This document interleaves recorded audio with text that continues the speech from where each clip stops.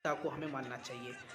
जब विश्व हिंदू परिषद ने राम मंदिर का आंदोलन छेड़ा तो उस समय अपने श्रद्धेय स्वर्गीय अशोक सिंघल जी को अपने द्वितीय तृतीय सरसंघ चालक बाला साहब देवरत जी ने कहा था, कार सेवकों का आप ये एक दिन की तपस्या नहीं है, आप आंदोलन यहाँ अयोध्या सोमनाथ से लेकर अयोध्या के लिए रथ चला देंगे, कार सेवकों का नहीं।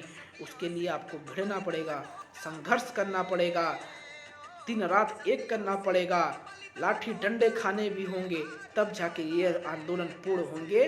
उस ध्येय को लेकर, उस संकल्प को लेकर, संकल्प को सिद्धि में कैसे परिवर्तित करते हैं, ये श्रद्धेय अशोक सिंघल जी से हमें सीखना चाहिए, जिनका सबसे बड़ा योगदान इस राम मंदिर में था। विश्व हिंदू परिषद के अंतर्राष्ट्रीय अध्यक्ष अशोक सिंघल जी जो प्रचारक थे, जिन्होंने अपना पूरा जीवन प्रभु श्री राम जी के मंदिर को बनाने के लिए समर्पित कर दिया।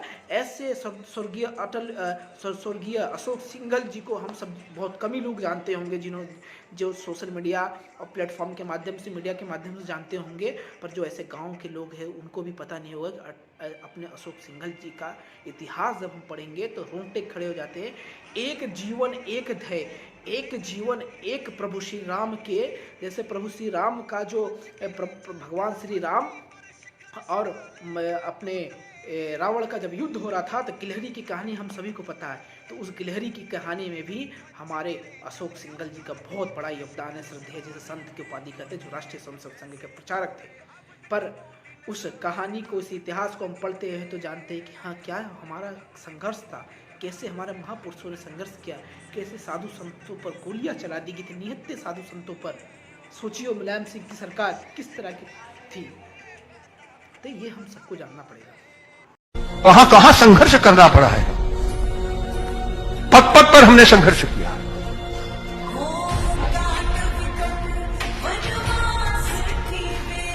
कितने प्रतिबंध हम पर आए हैं, वो सब प्रतिबंध भी झेले हमने। एक एक प्रतिबंध के बाद चौगुनी और दसगुनी शक्ति लेकर के हमारा यह संघ का संगठन खड़ा होता था, हमारे संगठन खड़े होते थे।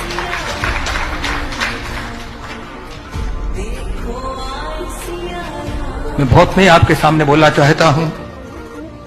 800 वर्ष के बाद पृथ्वीराज चौहान, उसके हाथ से दिल्ली जब चली गई तो दिल्ली आज तक हिंदू समाज के हाथ में वापस, हिंदू स्वाभिमानियों के हाथ में नहीं आ पाई।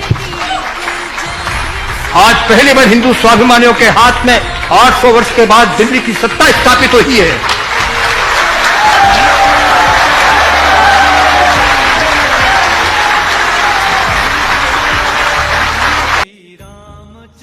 रामचंद्र की जय, पवन सुत हनुमान की जय। हम सभी को पता है कि 22 जनवरी का वो शुभ दिन, शुभ घड़ी आ गई है, जहां हमारे मर्यादा पुरुषोत्तम प्रभु श्री राम की प्राण प्रतिष्ठा होने जा रही है अयोध्या में। आप सभी देशवासियों से विनम्र निवेदन है कि आप अपने घरों में, अपने आस पड़ोस के मोहल्लों में, मंदिरों में पूरा दीपावली का महोत्सव बनाइए।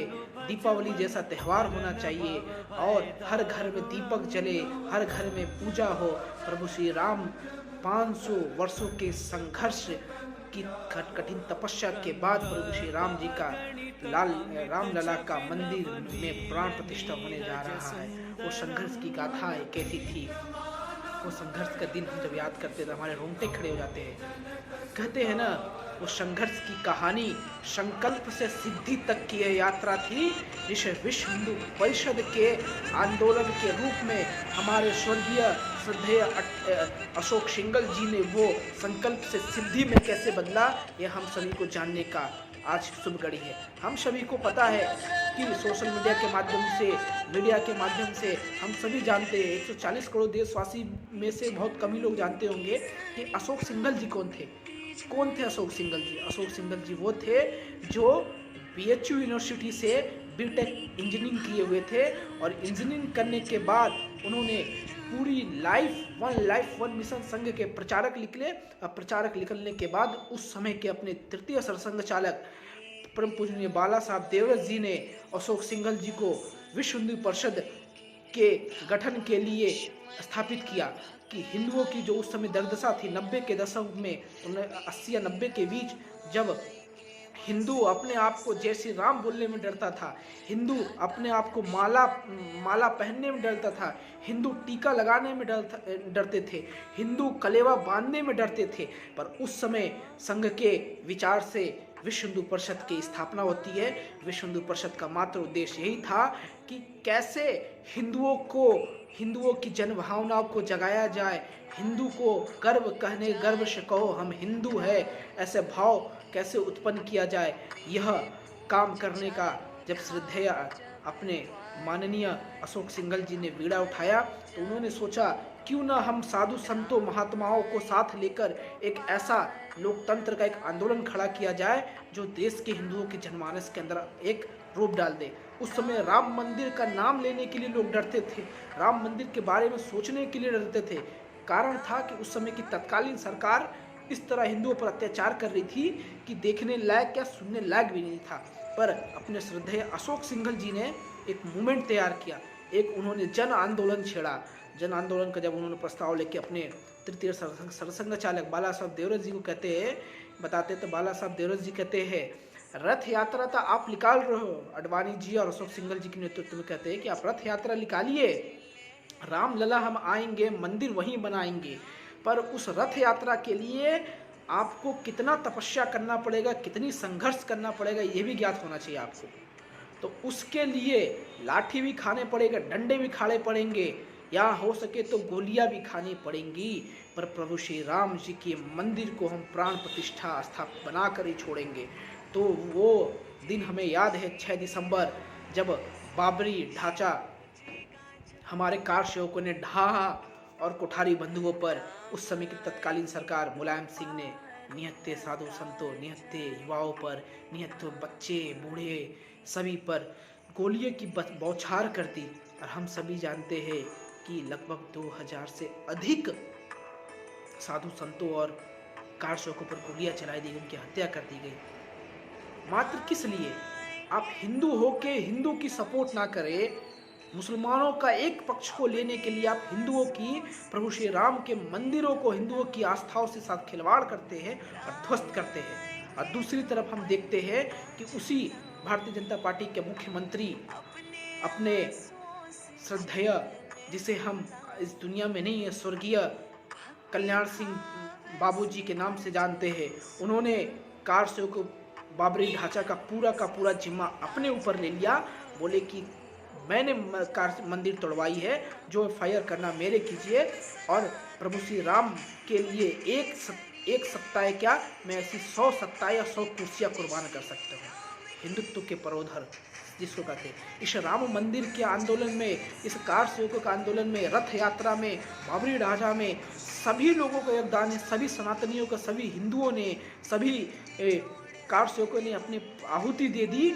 ये बहुत सौभाग्य का दिन है। तब जाके आज 500 सालों का वो संघर्ष जिसे हम आज पूर्ण रूप देखते हुए देख रहे हैं, वो श्रद्धेय अशोक सिंघल जी का भी एक गिलहरी के रूप में योगदान है। जिसे हम प्रभु श्री राम का जब रावण से युद्ध हो रहा था तो गिलहरी की क्या योगदान थी हम सभी को पता है, तो उस रूप में अशोक सिंघल जी का भी योगदान है। दूसरी विषय हम बात करते हैं कि आज प्रभु श्री राम जी का मंदिर 22 जनवरी को प्राण प्रतिष्ठा होने जा रहा है।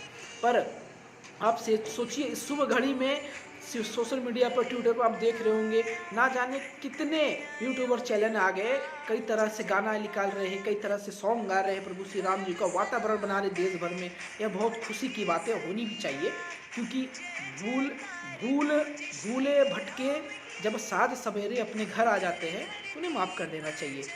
कुछ कम्युनिस्टों को भी हम देखते हैं, कुछ राजनीतिक दल के नेता भी हैं जो प्रभु श्री राम जी के मंदिर का विरोध करते थे, जो प्रभु श्री राम जी के मंदिर में पैनल कोर्ट पर याचिका पर 22 बार याचिका दायर करते थे कि मंदिर नहीं बनेगा वहाँ। आज वो भी जय श्री राम के नारे लगा रहे हैं, सियावर रामचंद्र की जय बोल रहे हैं। तो कैसे भूले उस मंदिर को, कैसे भूले उस संघर्ष को जो बाबर ने हमारे मंदिरों को तोड़कर वहाँ मस्जिद बनाई थी। और 500 साल लग गए मित्रों, 500 साल। सोचिए, एक व्यक्ति भी होता है जब उसकी शादी होती है, तो शादी होती है, उसकी वाइफ, उसकी पत्नी भी आती है तो सोचती है कि 2 साल 3 साल 5 साल बाद मेरा खुद का घर हो, अपना घर हो, अपनी गाड़ी हो। तो सोचिए प्रभु श्री राम जी को तो 500 साल लग गए घाट से निकल कर महल में आने के लिए। ये कितनी कायरतापूर्ण बात है, कितनी दुर्भाग्य बात है हम हिंदुओं के लिए।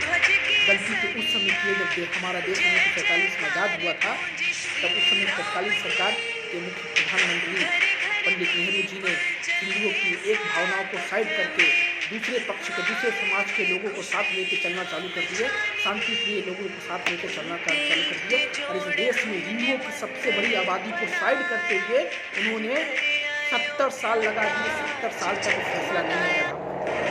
2014 के बाद परिवर्तन हुआ कि हम हिंदुओं के संघर्ष का और हम हिंदुओं की वोट का नतीजा, वोट का एक वोट की देन है जो आज हम सब प्रभु श्री राम जी का मंदिर बनते हुए देख रहे हैं। तो कहते हैं ना, एक